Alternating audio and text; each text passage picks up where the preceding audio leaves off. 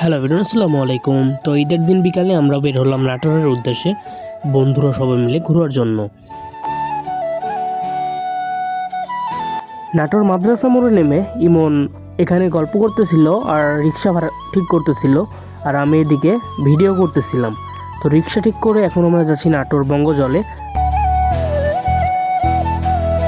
এসএসসির পরে বন্ধুদের সাথে সেভাবে আর ঘোরা হয় না। তো অনেকদিন পরে হাসিনুর আমাদের সাথে যোগ হলো আজকে ট্যুরে যাওয়ার জন্য। তো আমরা নাটোর বঙ্গজলের রোডে আছি। এখানকার ফুলগুলো অনেক বেশি সুন্দর ছিল। তো রাজবাড়ির সামনে এসে দেখি অনেক জ্যাম। বন্ধুরা সবাই মিলে আমরা নাটোর বঙ্গজলের ভিতরে ঢুকলাম। বঙ্গজলের ভিতরে ঢুকে আমরা হাঁটাহাঁটি করতেছিলাম আর দেখতেছিলাম চারদিকে অনেক মানুষ আসছে নাটোর বঙ্গজলে ঘোরার জন্য। আমি এখানে অনেক মানুষের সাথে কথা বলে দেখলাম তারা অনেক দূর দূরান্ত থেকেও এসেছে আমাদের নাটোর বঙ্গজলে ঈদের দিনে। বন্ধুরা সবাই এক জায়গায় বসে আড্ডা দিচ্ছিলাম, আর এদিকে হাসিনুর পিক তুলতেছিল, তো আমি যে একটু শরম দিলাম। তো এখন আমরা নাটোর বঙ্গজলে ঘোরা শেষ করে এখন আমরা যাচ্ছি নাটোর ডিসি পার্কে।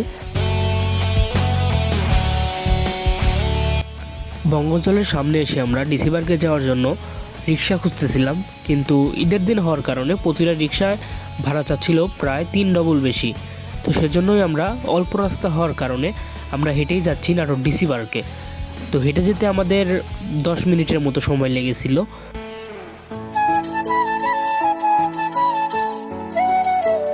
নাটোর ডিসি পার্কে একটু ঘোরাফেরা করে আমরা এখন চলে যাব আমাদের বাসার উদ্দেশ্যে।